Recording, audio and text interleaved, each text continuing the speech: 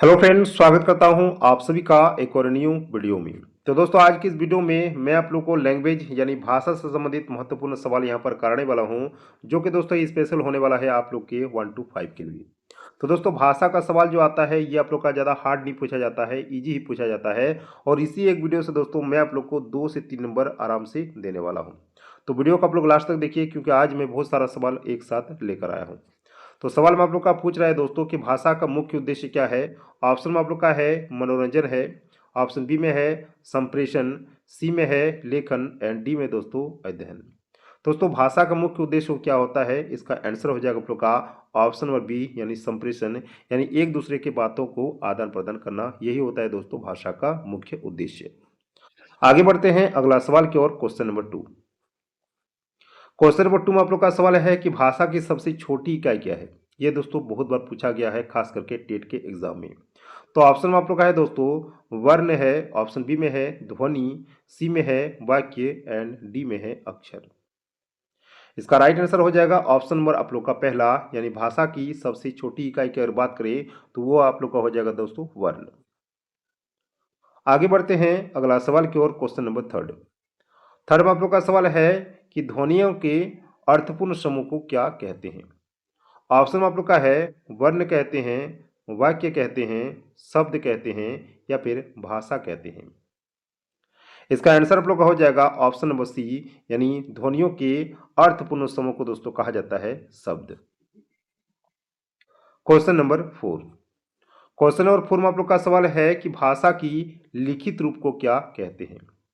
Option में है बोली कहते हैं, लिपि कहते हैं, शब्द कहते हैं या फिर ध्वनि कहते हैं। इसका आंसर आप लोग का हो जाएगा ऑप्शन नंबर बी, यानी भाषा की लिखित रूप को दोस्तों कहा जाता है लिपि। आगे बढ़ते हैं अगला सवाल की ओर, question number 5। And question number 5 में आप लोग का सवाल है कि हिंदी भाषा की लिपि कौन सी है, जो कि दोस्तों बहुत ही इजी है, आप लोग जानते भी हैं। तो इसका आंसर हम डायरेक्ट कर देते हैं। इसका आंसर आप लोग का हो जाएगा ऑप्शन नंबर डी, यानी देवनागरी। आगे बढ़ते हैं अगला सवाल की ओर, क्वेश्चन नंबर 6। एंड 6 में आप लोग का सवाल है दोस्तों कि भाषा के मौखिक रूप का उदाहरण है। ऑप्शन में आप लोग का है आमने सामने बातचीत करना, ऑप्शन बी में आप लोग का है भाषण देना, सी में है टेलीफोन पर बात करना एंड डी में आप लोग का है दोस्तों विकल्पों में से सभी। दोस्तों, भाषा का लिखित रूप का अगर उदाहरण की बात किया जाए तो ऑप्शन ए भी आप लोग का सही हो जाएगा, बी भी एंड सी, यानी ऑप्शन नंबर डी आप लोग का इस सवाल का हो जाएगा दोस्तों राइट आंसर। क्वेश्चन नंबर 7 में आप लोग का सवाल है कि भाषा के नियमों का शास्त्र क्या कहलाता है। ऑप्शन में आप लोग का है साहित्य, बी में है व्याकरण, सी में है शब्दकोश एंड डी में दोस्तों लिपि। इसका आंसर आप लोग हो जाएगा ऑप्शन और बी, यानी नियमों की अगर बात करें तो नियम दोस्तों व्याकरण से ही सीखा जाता है। तो भाषा के नियमों का शास्त्र जो कहलाता है वो दोस्तों आप लोग का क्या कहलाता है, ग्रामर यानी व्याकरण। आगे बढ़ते हैं क्वेश्चन नंबर 8 की ओर। एंड क्वेश्चन नंबर 8 में आप लोग का सवाल है कि भाषा के 3 रूप कौन कौन से होते हैं। ऑप्शन में है शब्द वाक्य अनुच्छेद, ऑप्शन बी में है ध्वनि शब्द वाक्य, सी में आप लोग का है बोली भाषा एंड लिपि एंड डी में है मौखिक लिखित और सांकेतिक।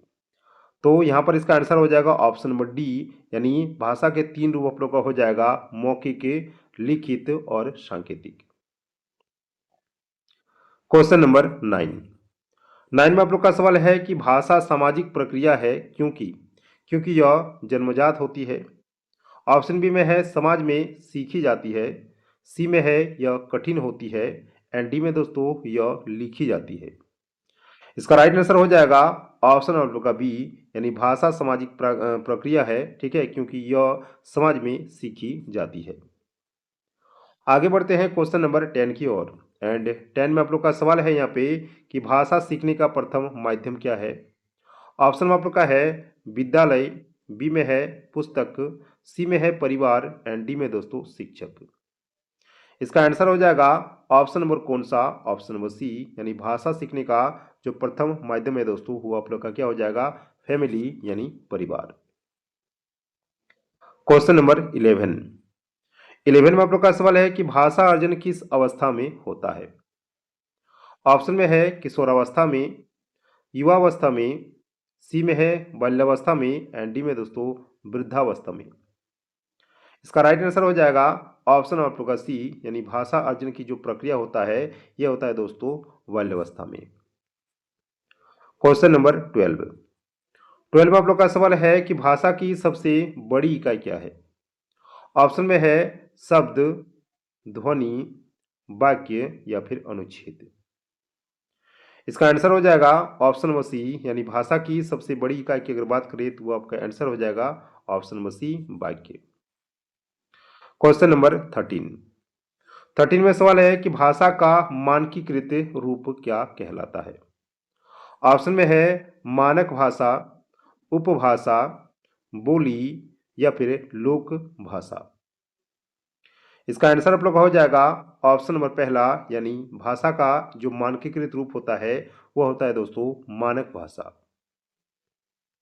क्वेश्चन नंबर 14 में आप लोग का सवाल है कि क्षेत्र विशेष में बोली जाने वाली भाषा को क्या कहते हैं। ठीक है, ऑप्शन में है राष्ट्रभाषा, क्षेत्रीय भाषा या फिर आंचलिक भाषा। सी में है लिपि एंड डी में दोस्तों व्याकरण। तो लोकल एरिया में, क्षेत्र विशेष के मतलब होता है दोस्तों लोकल में जो भाषा बोली जाती है, इस भाषा को दोस्तों क्या कहा जाता है, लोकल लैंग्वेज या फिर जिसको कह सकते हैं क्षेत्रीय भाषा या आंचलिक भाषा। तो ऑप्शन नंबर बी आप लोग का इस सवाल का हो जाएगा राइट आंसर। क्वेश्चन नंबर 15 में आप लोग का सवाल है कि भारत की राजभाषा कौन सी है। ऑप्शन में आप लोग का है अंग्रेजी, हिंदी, संस्कृत या फिर उर्दू। इसका आंसर आप लोग हो जाएगा ऑप्शन नंबर बी, यानी भारत की राजभाषा की अगर बात करें तो आप लोग का हो जाएगा हिंदी लैंग्वेज। क्वेश्चन नंबर 16 में सवाल है कि भाषा के अध्ययन को क्या कहते हैं। ऑप्शन में है भाषा विज्ञान, साहित्य, व्याकरण या फिर शब्दकोश। इसका आंसर हो जाएगा दोस्तों ऑप्शन नंबर ए, यानी भाषा विज्ञान। क्वेश्चन नंबर 17 में सवाल है कि भाषा परिवर्तनशील क्यों होती है। ऑप्शन में है नियमों के कारण, समाज के कारण, लिपि के कारण या फिर शब्दकोश के कारण। दोस्तों इसका राइट आंसर हो जाएगा ऑप्शन नंबर बी, यानी भाषा परिवर्तनशील होती है समाज के कारण, सोसाइटी के कारण। क्वेश्चन नंबर 18 में सवाल है कि भाषा में अर्थ परिवर्तन का क्या कारण है। ऑप्शन में आपका है समय, स्थान, समाज या फिर सभी। आंसर हो जाएगा इस सवाल का ऑप्शन नंबर सी, यानी सोसाइटी। तो भाषा में अर्थ परिवर्तन का कारण है दोस्तों समाज, यानी सोसाइटी। क्वेश्चन नंबर 19, एक से अधिक भाषाओं का ज्ञान कहलाता है, क्या कहलाता है। एक भाषिकता, द्विभाषिकता, सी में है बहुभाषिकता एंड डी में दोस्तों भाषिकता। इसका आंसर हो जाएगा ऑप्शन नंबर सी, यानी एक से अधिक भाषाओं का ज्ञान कहलाता है दोस्तों बहुभाषिकता। क्वेश्चन नंबर 20 में सवाल है कि भाषा शिक्षण का मुख्य उद्देश्य है। नियम रटना, संप्रेषण कौशल, सी में है लेखन पत्र, लेखन मात्रा एंड डी में है परीक्षा पास करना। इसका आंसर हो जाएगा ऑप्शन नंबर बी, यानी भाषा शिक्षण का मुख्य उद्देश्य है दोस्तों संप्रेषण कौशल, यानी एक दूसरे के बात को समझना, एक दूसरे के बात को क्या करना, आदान प्रदान करना। आगे बढ़ते हैं क्वेश्चन नंबर 21, भाषा कौशल कितने प्रकार के होते हैं, यानी कितने होते हैं। ऑप्शन में है 2 प्रकार के, 3 प्रकार के, 4 प्रकार के एंड डी में दोस्तों 5 प्रकार के। इसका आंसर हो जाएगा ऑप्शन नंबर सी, यानी भाषा कौशल जो होते हैं वो 4 प्रकार के होते हैं। बोलना, लिखना, पढ़ना और सुनना। ठीक है, क्वेश्चन नंबर 22 पे आते हैं। निम्न में कौन सा भाषा कौशल नहीं है। ऑप्शन में है श्रवण, वाचन, लेखन या फिर चित्रण। इसका आंसर आप लोग का हो जाएगा ऑप्शन नंबर डी, यानी चित्रण जो है ये आप लोग का भाषा कौशल में नहीं आता है। क्वेश्चन नंबर 23 में सवाल है कि भाषा का स्वाभाविक रूप कौन सा है। लिखित भाषा, मौखिक भाषा, सी में है दोस्तों श्रवण एंड डी में है व्याकरण। इसका आंसर आप लोग का हो जाएगा ऑप्शन नंबर बी, यानी मौखिक भाषा होता है दोस्तों स्वाभाविक रूप भाषा का। क्वेश्चन नंबर 24 में आप लोग का सवाल है कि भाषा शिक्षण में पहले कौन सा कौशल आता है। ऑप्शन में है लेखन, वाचन, श्रवण या फिर बोलना।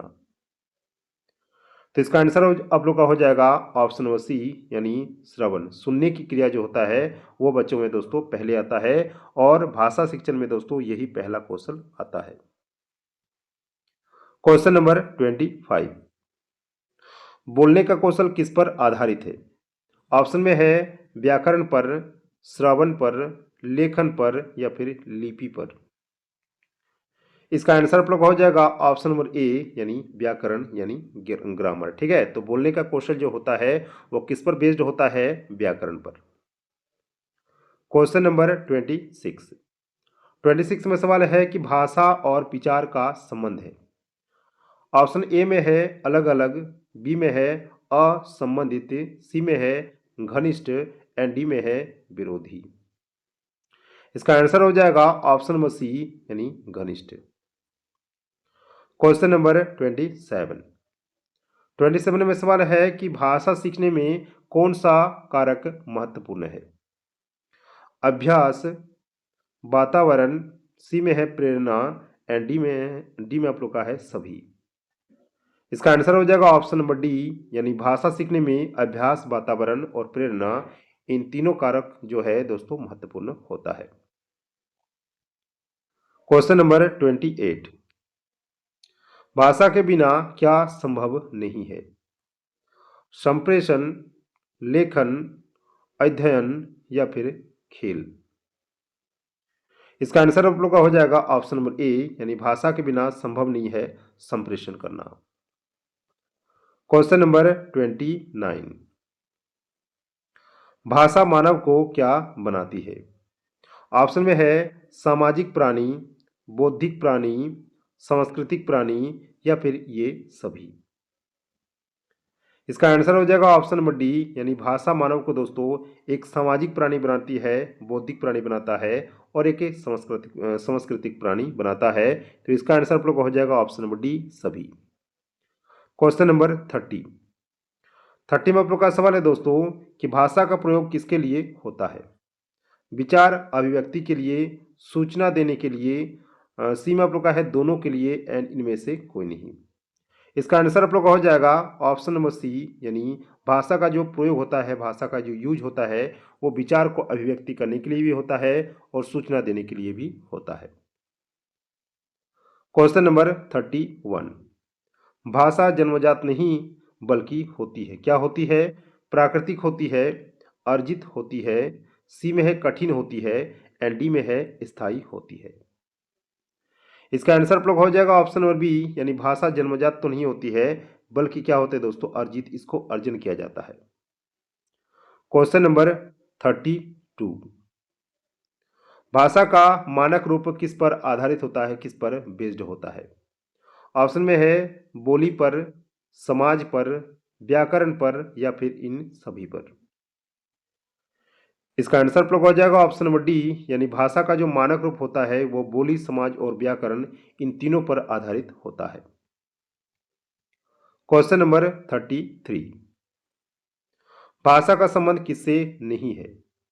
ऑप्शन में है समाज से, संस्कृति से, आनुवंशिक गुण से या फिर गणित से। इसका आंसर हो जाएगा आप लोग का ऑप्शन नंबर सी, यानी भाषा का जो संबंध होता है वो आनुवंशिकता से नहीं होता है। ठीक है, क्वेश्चन नंबर 34 पे आते हैं। 34 क्वेश्चन नंबर, भाषा में शुद्धता किससे आती है। ऑप्शन में है अभ्यास पर, व्याकरण पर, शब्द पर या फिर लिपि पर।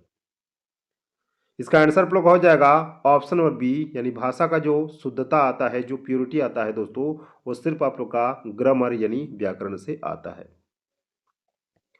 क्वेश्चन नंबर 35, भाषा का भावात्मक पक्ष क्या कहलाता है। संज्ञानात्मक, मनोवैज्ञानिक, सी में है भावात्मक एंड डी में है सामाजिक। तो भाषा का भावात्मक पक्ष कहलाता है आप लोग का ऑप्शन नंबर सी भावात्मक। क्वेश्चन नंबर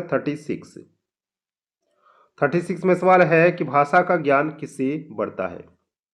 अभ्यास से, पठन से, श्रवण से या फिर इन सभी से? इसका आंसर आप लोग हो जाएगा ऑप्शन नंबर डी, यानी भाषा का जो ज्ञान होता है, जो नॉलेज होता है, वो अभ्यास, पठन और श्रवण इन तीनों से बढ़ता है। क्वेश्चन नंबर 37, भाषा की उत्पत्ति का सिद्धांत नहीं है। ऑप्शन में है ध्वनि अनुकरण, संकेत सिद्धांत, सी में है श्रम सिद्धांत एंड डी में है गणित सिद्धांत। आंसर हो जाएगा इस सवाल का ऑप्शन नंबर डी, यानी गणित सिद्धांत। क्वेश्चन नंबर 38, भाषा का प्रयोग किस स्तर पर होता है? व्यक्तिगत पर, सामाजिक पर, दोनों पर या फिर केवल सामाजिक पर? इसका आंसर हो जाएगा आप लोग का ऑप्शन नंबर सी, यानी भाषा का जो यूज होता है वो व्यक्तिगत भी होता है और सामाजिक भी होता है, तो इन दोनों स्तर पर होता है दोस्तों, इसलिए इसका आंसर हो जाएगा option number C. Question number 39, भाषा का विकास किससे होता है?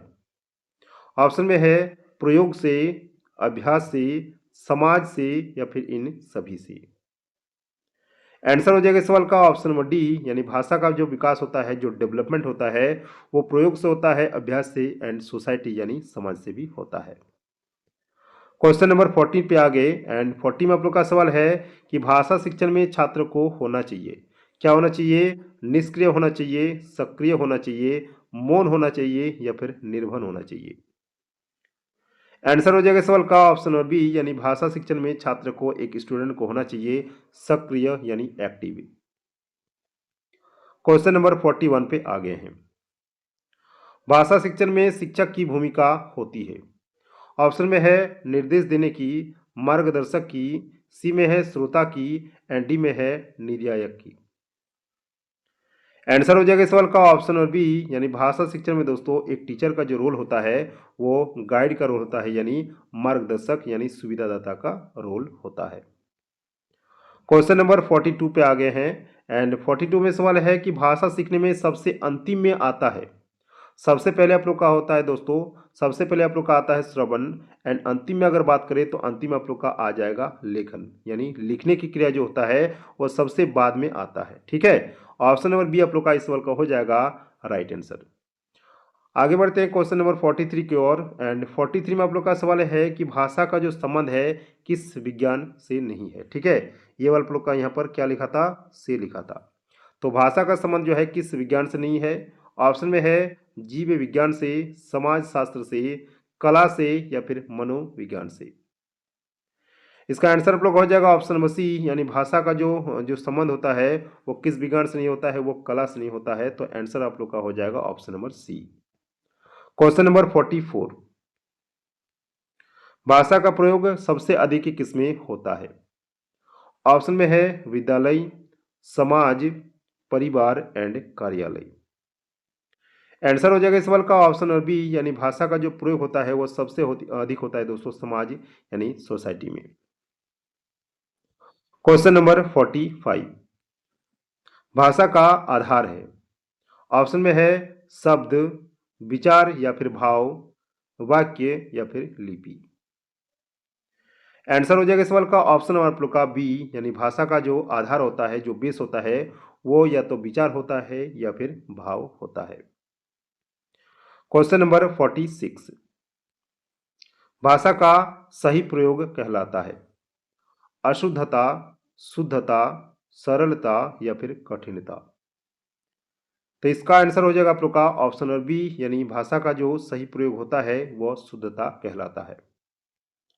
क्वेश्चन नंबर 47, 47 में सवाल है कि भाषा का विकास सबसे पहले किस रूप में हुआ? मौखिक रूप में, लिखित रूप में, संकेत रूप में या फिर चित्र के रूप में? इसका आंसर हो जाएगा आप लोग का ऑप्शन नंबर ए, यानी भाषा का जो डेवलपमेंट हुआ वो सबसे पहले दोस्तों मौखिक में हुआ, मौखिक रूप में। क्वेश्चन नंबर 48, भाषा का प्रयोग क्यों किया जाता है? ज्ञान के लिए, संप्रेषण के लिए, अभिव्यक्ति के लिए या फिर इन सभी के लिए। आंसर हो जाएगा इस सवाल का ऑप्शन नंबर डी, यानी भाषा का जो प्रयोग होता है वो ज्ञान के लिए, संप्रेषण के लिए और अभिव्यक्ति इन तीनों के लिए होता है। क्वेश्चन नंबर 49, भाषा समाज की क्या है? ऑप्शन में है संपत्ति, आवश्यकता, पहचान, एक सामाजिक संपत्ति। दोस्तों अगर बात किया जाए तो भाषा समाज की संपत्ति भी होता है, आवश्यकता भी होता है और पहचान भी होता है, लेकिन इसका एप्रोप्रिएट जो आंसर होगा वो ऑप्शन नंबर डी हो जाएगा, यानी भाषा समाज की दोस्तों क्या होता है, एक सामाजिक संपत्ति।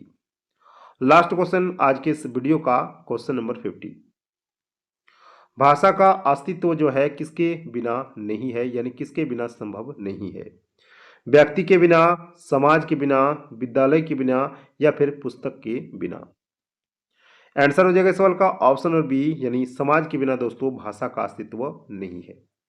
तो आज की इस वीडियो में दोस्तों आप लोग का 50 क्वेश्चन था और 50 में दोस्तों आप लोगों का, ठीक है, 50 में आप लोग का यहाँ पर कितना सही से आ रहा है ये दोस्तों आप लोग नीचे कमेंट करके बता सकते हैं। और आज का ये वीडियो दोस्तों भाषा से संबंधित जो भी आप लोग का सवाल देखने मिला ये बहुत ही इंपॉर्टेंट सवाल था।